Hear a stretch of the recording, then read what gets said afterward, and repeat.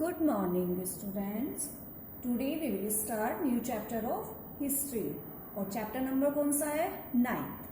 Traders, Kings and pilgrims. Okay, आज हम इस चैप्टर में ट्रेडर्स के बारे में, किंग्स एंड पिलग्रिम्स के बारे में डिस्कस करेंगे. तो सबसे पहले इस चैप्टर में हम क्या पढ़ने वाले हैं? ट्रेड एंड ट्रेडर्स के बारे में, new kingdoms along the coast, about Sangram literature, the story of the Silk Route, the spread of Buddhism and the beginnings of Bhakti movement. Okay? तो चलिए, जैसे हम इस चैप्टर में ट्रेड एंड ट्रेडर्स के बारे में पढ़ रहे हैं, न्यू किंगडम्स के बारे में पढ़ रहे हैं, संगम लिटरेचर के बारे में पढ़ रहे हैं, तो इन सब के बारे में डिस्कस करने से पहले आपने प्रीवियस चैप्टर जो था आपका vital villages and thriving towns था ना आपका पिछला चैप्टर.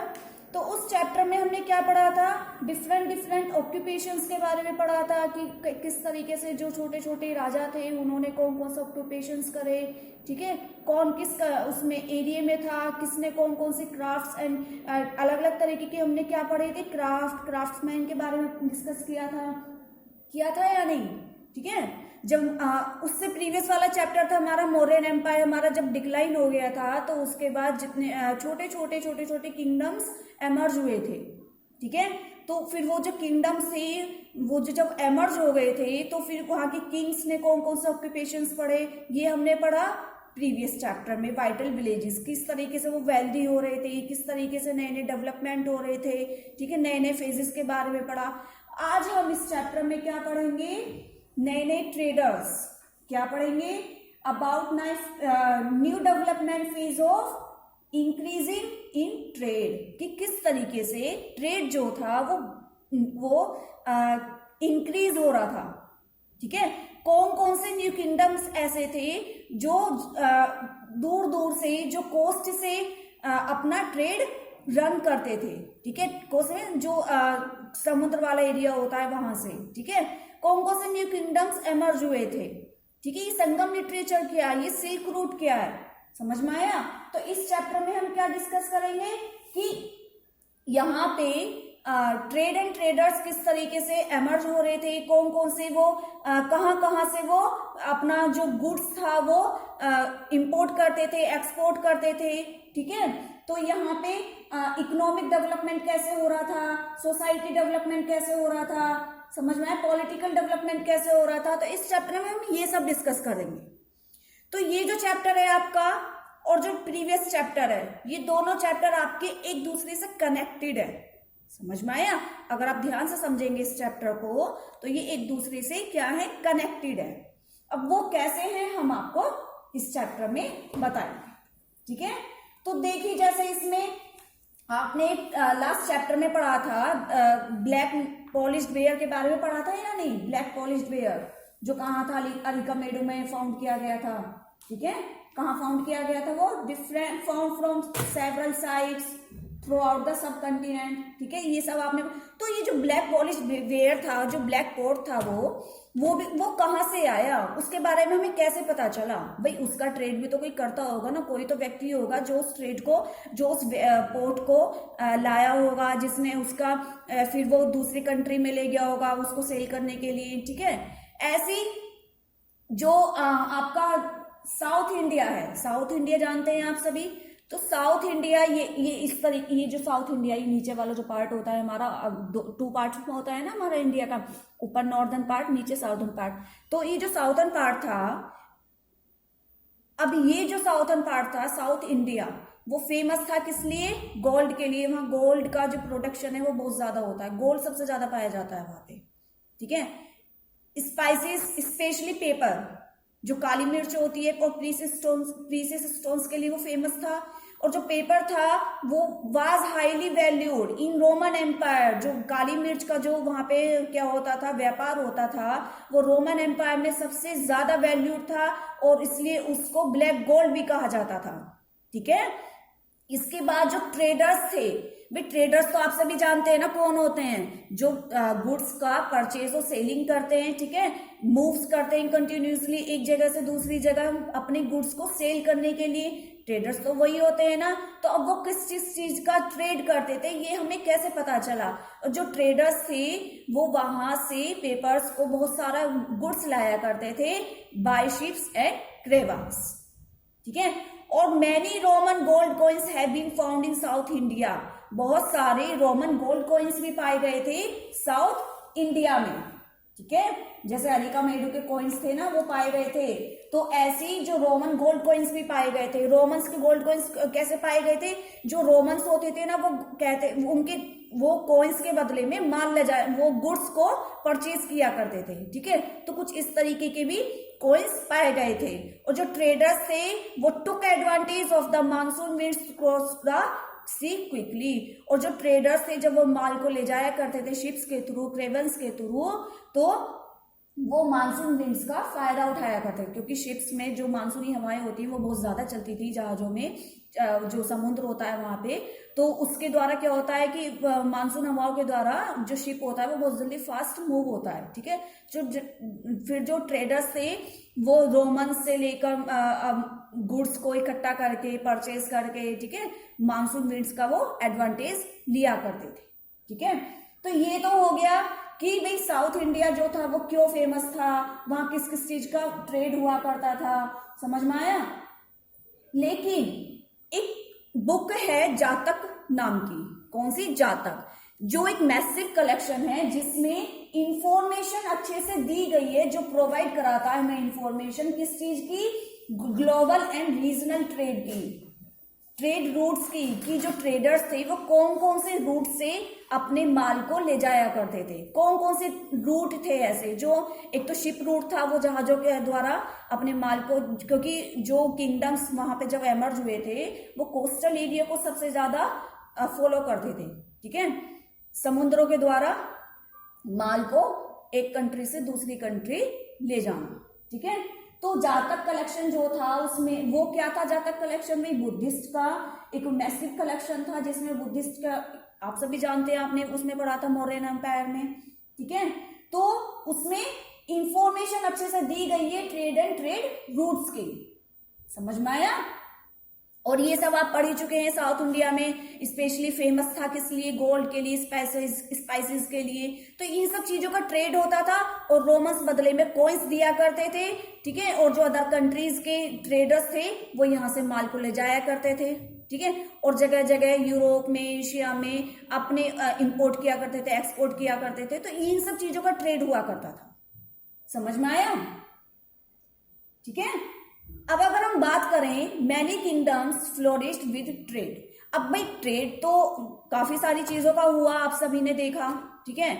सैंडल वुड्स का हुआ करता था, चंदन की लकड़ी का जो बहुत महंगी होती थी उसका भी ट्रेड हुआ करता था, एक जगह से दूसरी जगह ले जाया करते थे, ठीक है। अभी आप आगे पढ़ोगे जिसके बारे में संगम लिटरेचर में, उसमें बहुत सारे ट्रेडर्स के बारे में भी, ट्रेड के बारे में बताया गया है। तो ऐसी अगर हम डिस्कस करें many kingdoms flourished with trade में, कौन कौन से किंगडम्स थे जो फ्लोरिश्ड हुए अपने ट्रेड के साथ, ठीक है। तो इसमें अगर हम पढ़ें new kingdoms along the coast, new kingdoms along the coast. तो जो न्यू किंगडम्स थे, जितने भी किंगडम्स एमर्ज हुए थे, वो तटीय रेखा पर अपना ट्रेड करना पसंद करते थे।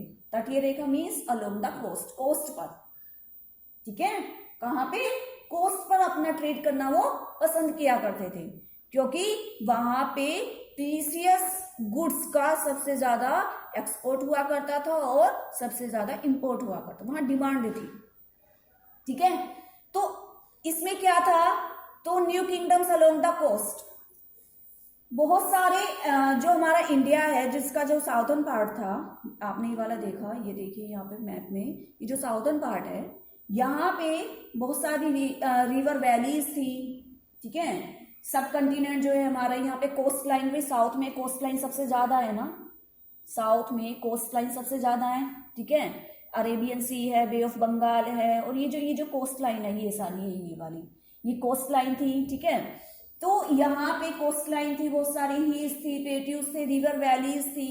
और जो रिवर वैलीज थी वो इस समय बहुत ज्यादा इमर्ज हो रही थी, क्योंकि रिवर वैलीज में जैसे कावेरी नदी है, कृष्णा नदी है, ठीक है, यहाँ पे खेती सबसे ज्यादा हुआ करती थी, प्रोटेक्शन सबसे ज्यादा हुआ करता था, ठीक है। तो यहाँ पे जो किंगडम्स थे यही एमर्ज हुए थे, यहाँ पे रिवर वैलीज के पास में, समझ में आया। तो इसलिए जो रिवर वैलीज थी, क्योंकि वो बहुत ज्यादा क्या थी, वेल्दी होती जा रही थी, क्योंकि वहां पे एग्रीकल्चर का प्रोडक्शन सबसे ज्यादा होता था, बहुत ज्यादा फ्लोरिश हो रही थी। तो इसलिए जो चीफ्स थे, जो किंग्स थे, वो इस पे कंट्रोल करना चाहते थे, तो इन्होंने इस पे कंट्रोल भी किया, ठीक है।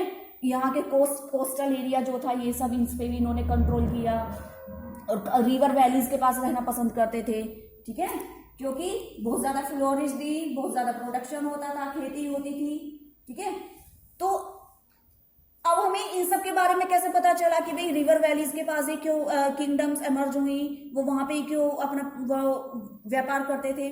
तो इन सब के बारे में पता चलता है हमारी संगम लिटरेचर से। किसके बाद, कहाँ से, संगम लिटरेचर से। ये देख रहे हैं आप, ताप्ती, गोदावरी, कृष्णा, कावेरी नदी जो थी ये बहुत ज्यादा फ्लोरिश्ड थी, ठीक है, क्योंकि यहाँ पे खेती बहुत ज्यादा करते थे किसान, और यहाँ पे जब खेती ज्यादा करते थे तो उनको इनकम ज्यादा होती थी, तो वेल्दी होती जा रही थी, रिचर होती जा रही थी बहुत ज्यादा, ठीक है, अदर देन द कोस्ट के मुकाबले रिवर वैलीज जो थी।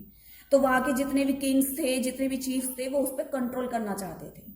अब इसके बारे में हमें कैसे पता चला, इसके बारे में हमें पता चला संगम लिटरेचर के बारे में। और संगम लिटरेचर क्या है, संगम लिटरेचर एक कविता है जिसमें साउथ के जितने भी किंग्स थे, साउथ के जितने भी किंग्स थे, सबने मिलके मदुरई में, मदुरई कैपिटल है किसकी है, मदुरई कैपिटल पांड्यास की। अभी आप आगे पढ़ेंगे, मदुरई में साउथ के सभी किंगडम्स ने एक मीटिंग की थी, उन्होंने एक पोएम लिखी थी जिसमें सभी जितने भी प्रीसियस हमारे क्या थे, गुड्स थे, सबका प्रोडक्शन होता, उसके बारे में बताया गया है, कौन कौन से ट्रेड होते थे इसके बारे में बताया गया, बहुत सुंदर कविता लिखी थी। तो ये जो संगम लिटरेचर है, इसमें 3 किंग्स के बारे में डिस्कस किया गया है, चोला, चेरा और पांड्यास, जिसको मूवेंदार कहा जाता है। क्या कहा जाता है, मूवेंदार। ये ध्यान रखना, मूवेंदार मीन्स होता है 3 चीफ्स। क्या होता है, 3 चीफ्स। ओके, समझ में आया भाई। संगम लिटरेचर में बताया गया इन सब के बारे में, रिवर वैलीज कैसे फेमस हुई, कौन कौन से किंगडम्स थी, ठीक है, जो न्यू किंगडम्स कौन कौन सी थी, जो कोस्ट के पास ही अपना ट्रेड करना पसंद करती थी। तो इन सब के बारे में हमें कहां से पता चला, संगम लिटरेचर में। अब संगम लिटरेचर में आप देख सकते हैं 3 चीज के बारे में बताया मैंने, चोला, चेरा और पांड्यास, ठीक है। ये यही है कर्नाटक, तमिलनाडु, केरल के आसपास ही, साउथ में ही ये ट्रेड, और यहाँ पे 3 किंगडम्स एमर्ज हुई थी, ठीक है। अब इनके बारे में अगर हम डिस्कस करें तो जितनी भी ये तीनों किंगडम्स थी, जो तीनों चीफ थे, चोला, चेरा और पांड्यास, इनके 2 इंपोर्टेंट क्या थे, सेंटर थे, एक इनलैंड पे और एक कोस्टल पे। इनलैंड होता है यानी इंडिया के अंदर ही अंदर, लैंड का कुछ पार्ट इनका इंपोर्टेंट सेंटर था, पावर सेंटर था, और एक कोस्टल भी, ठीक है, एक कोस्टल था और एक इनलैंड था। इन्होंने कुछ पार्ट इंडिया के अंदर का भी ले रखा था, वहां से भी इंपोर्ट एक्सपोर्ट किया करते थे गुड्स का, और कुछ पार्ट कोस्ट का भी, कोस्टल एरिया वाला, ठीक है। तो इनकी कितनी हो गई, 6 सिटीज हो गई ना भाई। चोला के 2 सेंटर हो गए, पावर सेंटर, चेरा के भी और पांड्यास के भी, ठीक है। लेकिन इनमें से जो चोला किंगडम्स थी हमारी, उनका फेमस जो कोस्टल एरिया वाला था वो था कावेरीपट्टनम, और पांड्यास का था मदुरई। कौन था, मदुरई। और ये कावेरीपट्टनम क्या है, इसको पूहार भी कहा जाता है। पूहार ये एक ऐसा मोस्ट इंपोर्टेंट सेंटर था जहां से पूरे इंडिया में और पूरे इंडिया के आसपास के जितने भी कंट्रीज हैं, जितने भी कोस्टल एरियाज है, वहां पे गुड्स का एक्सपोर्ट किया जाता था। पूहार को कावेरीपट्टनम भी कहते हैं। और कावेरीपट्टनम क्यों कहते हैं, क्योंकि जो कावेरी रिवर थी वो बहुत ज्यादा फ्लोरिश थी, और पट्टनम का यूज किया जाता है पोर्ट के लिए, इसलिए इसको कावेरीपट्टनम कहा जाता है। और ये चोलाज का इंपोर्टेंट पावर सेंटर था। ऐसे पांड्यास जो थी, पांड्यास के मदुरई कैपिटल थी। मदुरई आप लोग जानते हैं, मदुरई एक ऐसी सिटी थी जहां पे साउथ के सारे किंगडम्स एक साथ मीटिंग की थी उन्होंने, और एक संगम लिटरेचर को वहां पे उन्होंने लिखा था। समझ में आ गया। ये 2 पावर सेंटर इनके, चोलाज एंड पांड्यास के। इंपोर्टेंट चीज बता रही हूं बेटा, ध्यान रखना। इसके बाद अब वो जो चीफ्स थे वो रेगुलर टैक्स कलेक्ट नहीं किया करते थे, वो पीपल्स से, वहां की जो जनता थी उनसे डिमांड किया करते थे कि आप हमें जो अच्छे गिफ्ट दीजिए, क्योंकि हम बहुत ज्यादा पावरफुल हैं। वो उनसे टैक्स नहीं लिया करते थे, वो उनसे डिमांडेड गिफ्ट लिया करते थे, रिसीव किया करते थे पीपल से, ठीक है। और वो मिलिट्री एक्सपेडिशन भी किया करते थे। और दूसरा collected tribute from neighbouring areas, वो आसपास के लोगों से ट्राइब्यूट कलेक्ट किया करते थे कि लाओ हमें इतना पैसा दो, हम बहुत ज्यादा पावरफुल है, आप हमें मना नहीं कर सकते, ठीक है, बहुत ज्यादा एक्सपेंसिव गिफ्ट दो, तो वो उनसे ये सब कलेक्ट किया करते थे। इसके बाद जो कलेक्ट उनका जो रिवेन्यू होता था वो आपस में शेयर कर लिया करते थे, और जो बाकी का जो पार्ट था वो सपोर्टर्स के लिए, फैमिली मेंबर्स के लिए, सोल्जर्स के लिए, मिनिस्टर्स के लिए, as well as poets, writers, painters, इन सब के लिए वो रख लिया करते थे और उनको शेयर किया करते थे, उनको डिस्ट्रीब्यूट किया करते थे, ठीक है। और जो संगम पोइट्स थे जिन्होंने संगम लिटरेचर लिखी थी वो भी बहुत ब्यूटीफुल गिफ्ट रिसीव किया करते थे राजा से, किस लिए, in praise of the Kings, वो राजा की प्रशंसा करने के लिए, या फिर उन्होंने जो संगम लिटरेचर लिखी उसके लिए, वो भी बहुत ज्यादा एक्सपेंसिव गिफ्ट रिसीव किया करते थे, ठीक है। अब ये तो सब पढ़ लिया आपने, किसका, थ्री चीफ्स के बारे में पढ़ा आपने। अब एक और अदर इंपॉर्टेंट डायनेस्टी थी जिसे कहा जाता है सातवाहन। क्या कहा जाता है, सातवाहन, ठीक है। और इनका रूल जो था वो 2100 ईयर्स एगो था। द मोस्ट इंपोर्टेंट रूलर थे सातवाहन के, जिसका नेम था गौतमी पुत्र श्री सातकर्णी, ठीक है। नाम ध्यान रखना बेटा, ये इसके नेम थोड़े टिपिकल हैं लेकिन आपको याद रखने हैं। और ये इनका जो रूल था वो कहाँ पे था, वेस्टर्न इंडिया में। ये देख रहे हो आप मैप, ये वेस्टर्न इंडिया में, वेस्टर्न इंडिया में इनका रूल था। यहाँ पे ये देख रहे हैं ब्लू वाला पार्ट, ये सातवाहन रूलर था यहाँ पे, ठीक है। We know him from an inscription compose by his mother Gautami Balashri. और हम गौतमी पुत्र सातकर्णी के बारे में कहां से जानते हैं, उनकी मदर ने एक इंस्क्रिप्शन लिखा था, कौन सा, गौतमी बालश्री, ठीक है। उनकी मदर का नाम था गौतमी बालश्री, उनके इंस्क्रिप्शन से हम गौतमी पुत्र सातकर्णी के बारे में जानते हैं। और जो सातवाहन रूलर्स था वो lord of the Dakshinapatha, lords of the जो रूलर्स था वो were known as lords of the Dakshinapatha, route leading to the south. Dakshinapatha का उनको भगवान कहा जाता था, और दूसरा route leading of the south, समझ में आया। और वो जो साउथ रूलर था कौन, सातवाहन सातकर्णी, वो अपनी आर्मी भेजा करते थे ईस्टर्न में, वेस्टर्न में, साउथर्न कोस्ट में, ठीक है, आर्मी भेजा करते थे वो देखने के लिए, समझ में आया, आसपास के ऑब्जर्वेशन के लिए, समझ में आ गया। तो ये दूसरे रूलर थे, कहाँ थे, वेस्टर्न पे, ठीक है। यहां भी इन्होंने अपना अच्छा खासा रूल जमाया था, यहां भी इन्होंने खूब बढ़िया गुड्स का प्रोडक्शन इंपोर्ट किया था, आर्मी बहुत ज्यादा थी इनकी, ठीक है। तो ये सातवाहन के बारे में समझ में आ गया ना बेटा। संगम लिटरेचर क्या है, कौन ट्रेड क्या होता था, कौन कौन से ट्रेडर्स थे, कहाँ से पता चला, कौन कौन सी किंगडम्स थी अलोंग द कोस्ट, ठीक है, समझ में आ रहा है ना। तो ये आज हमने इसमें ये डिस्कस किया है, आप लोग इसको अच्छे से देखिए, समझिए, और नेक्स्ट वीडियो में हम पढ़ेंगे सिल्क रूट के बारे में। Silk route most important topic है आपका, ठीक है, और भी टॉपिक हम कवर करेंगे। So watch this video through your social science book, ठीक है। Okay, be safe, be ready.